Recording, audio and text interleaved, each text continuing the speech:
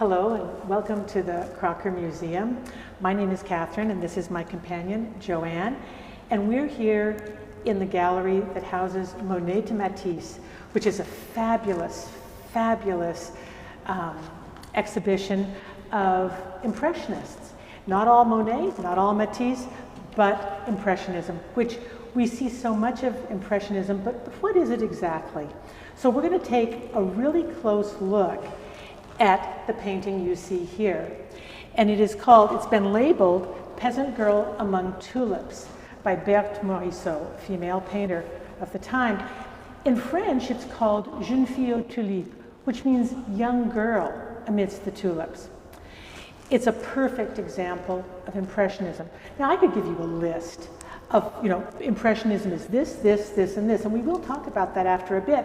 But the first thing we should do is look at the painting itself, because it will explain what Impressionism is almost better than words.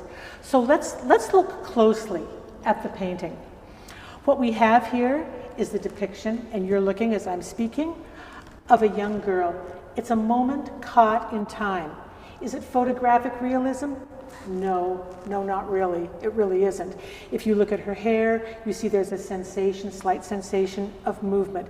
She's looking out of the canvas at you with a very interesting expression on her face.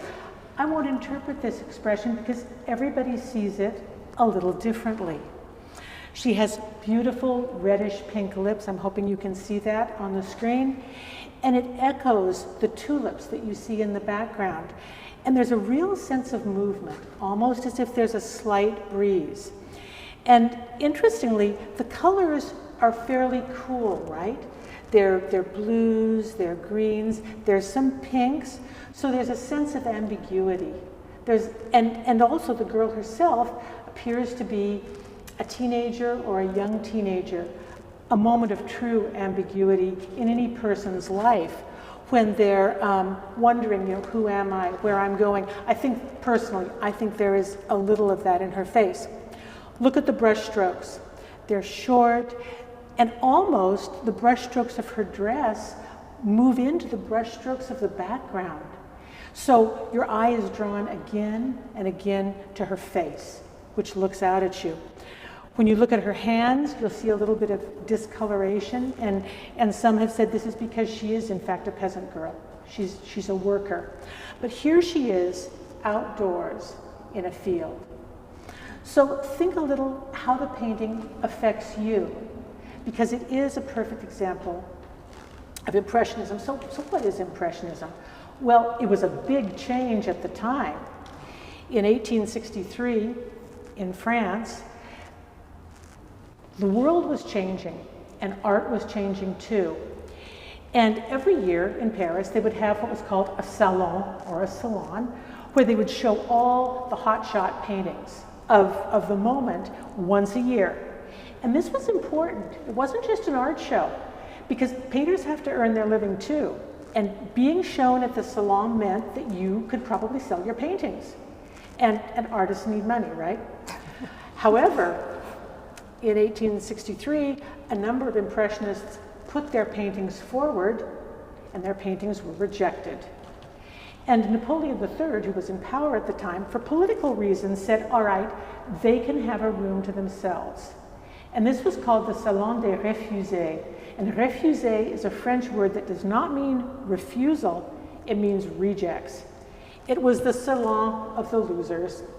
And they went from there, and they continued along. So what it's characterized by is freedom of movement, not photographic reality, everyday life. This is not a heroic battle scene, it's not gods and goddesses, it's a young girl in a field. And that's important too, because it was painted probably en plein air, which means outdoors. And that was a whole new thing too. Painting outdoors, painting what you see outdoors. And an interesting fun fact is, this couldn't have been done too much before, because tube paint had only been invented about 20 years before. And before that, paint was stored in pig's bladders, which was not ideal for carrying outdoors at all. So there you have the jeune fille aux tulipes. And Joanne, when you look at this, what's the thing that stands out to you? Because to me, the face stands out. Yes, I really did enjoy really observing this and taking it in. I'm hoping that everyone can come in to see this exhibit. What I see a lot is the strokes and the color, the richness that comes in. Right, right. So this was painted by a woman painter, and her name was Berthe Morisot. And she had a fascinating life story in her own right. It was unusual to be a professional painter at that time. And now Joanne is going to tell you a little bit about the life of Berthe Morisot. Yes, thank you, Catherine. So Berthe actually comes from kind of a higher society. She had a father that was a high official in the government, so she was on the higher society lines. And when she was 11, her family moved to Paris, and as all young girls did at that time in that society, they took art classes at the Louvre. So we have classes here at the Crocker, but not quite the same as the Louvre. Better. So she actually took these classes, but she actually had some natural talent. She was the granddaughter of a very well-known late Rococo painter, and so when she began taking classes with her sister, she had this ability that was quite natural to her, and she really loved it. She continued on to study, taking classes at the Louvre, and also began working there. When she started working there, she got to know many of the artists of the region, right? Because what artist doesn't go to the Louvre to study, to look, to observe? And that's where she met someone named Edouard Manet, very well-known Impressionist. But at that time, they were developing just a really professional relationship. And there were times when she sat for him, and there were times when she observed him and said, wow, what is this plein air that's happening here? She was inspired. She became inspired and then went outdoors and started painting as well in that same movement. And so she actually has a self-portrait, and I wanted to share that with you. And this is Berthe Morisot, and this is her self-portrait. And you could see in this image, she is a painter. You could see that she has her palette in her hand. You can see also the brush strokes. That's very familiar when you compare it with the painting that we are looking closely at here. You can see that there is spontaneity that's happening, and that's part of the Impressionist style. We're looking at her as an individual, as an artist, but also how she became the artist she's now well known to be. She kind of developed in a very natural way where I'm sure that when we're learning something new, are we secure? Do we feel confident? No, we do not. And she felt that same way. As she was learning, when she was working at the Louvre, a lot of the artists at that time were hired as copyists. And when they did that, they were, mimicking other artists. They were learning how to draw, how to paint. And then when she met Manet, she was kind of discovering herself as an artist. And then so her early works are a little bit non-existent because she has this quote where she destroyed pretty much everything. And she said, I feel incapable of doing anything right, properly.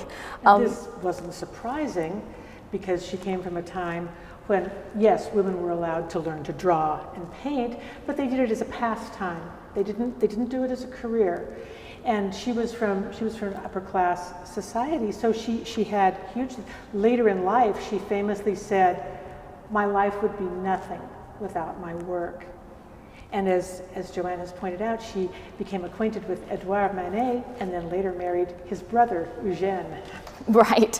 And so that marriage to Eugène really gave her a lot of social and financial stability so that she could pursue her art. She had a child, but because her husband supported what she did in her career, which was very unusual at the time, she was able to pursue her passion.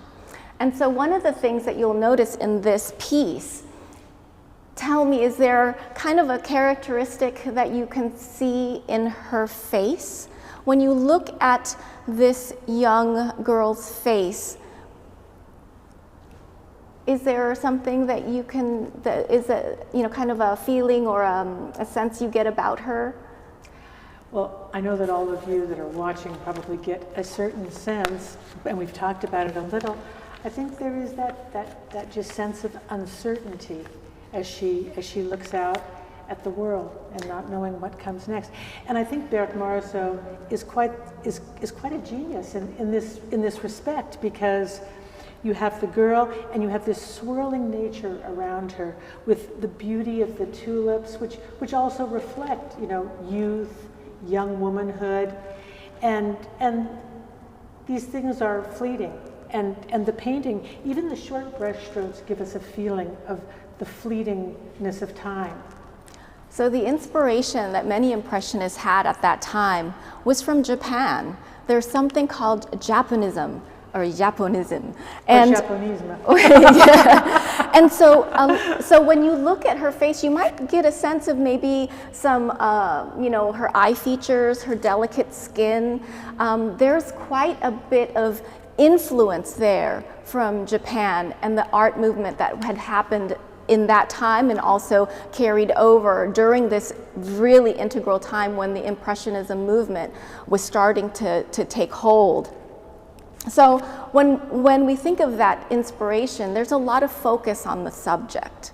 We see here when we're looking at this image, what stands out most is the girl. You see a background, but it's not complicated, it's not detailed.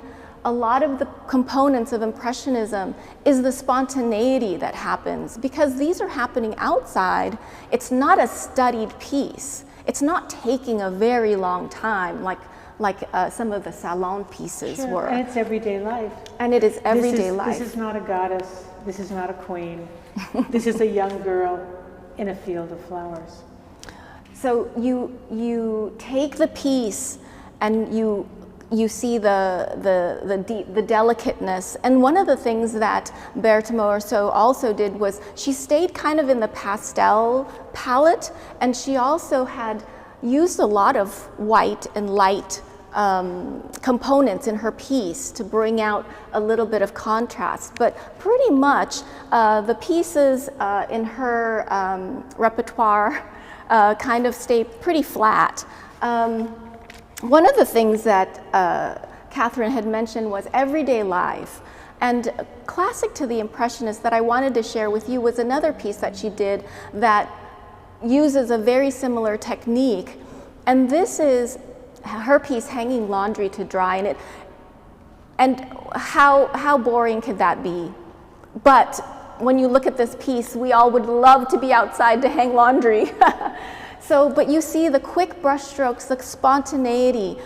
In this piece, very different from the Jeune Fille, is the asymmetry. That's another component of Impressionism, is that you don't have balance. You have a little bit heavier action happening on the right side of the palette, of the canvas compared to the left, but you see there's laundry. The point of this piece is laundry. And that's what's coming across. Absolutely, and kind of the point of the piece is the beauty of everyday life. Mm-hmm. So as we finish up here, what we'd like to take away is that Impressionism was in fact a huge movement, and it continues right into the 20th century, and it influences art even to this day. But more than that, Impressionism was a movement in art, literature, music. Émile Zola was a famous French writer at the time, and he wrote of Impressionism for artists, both writers and artists. It's a work of art is a corner of creation seen through a temperament, seen through the temperament of the individual. So, and the last thing of all is one last fun fact, which I hope we have time for, and that's the frame. Oh my goodness, look at this frame. It's very ornate, isn't it?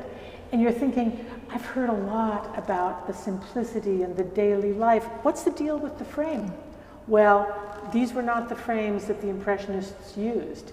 They made very simple frames that reflected their philosophy. So you might think to yourself, why are there so many fancy frames? Once again, it's about artists need to make money. So as these paintings finally began to sell, the buyers, many of whom, most of whom were rich, just like the Dixons who bought this collection and provided it for us, and many were American as well, they wanted fancy frames, and that's what they got. They got fancy, ornate, kind of Louis XIV, Louis XIV type frames that would fit in nicely with the decor they had in their very, very fancy homes. And there's very few places now where you can see the original frames that the Impressionists chose to use. And actually, for myself, I find these frames very attractive, even though I do not have the millions that I would need to buy one of these paintings. So as we conclude here, I would encourage you, if you have the opportunity, to come into the museum before January 9th to see this fabulous collection before it goes away again. But of course, the Crocker has riches in every single gallery. Thank you so much for joining us today. It's been our pleasure. Thank you.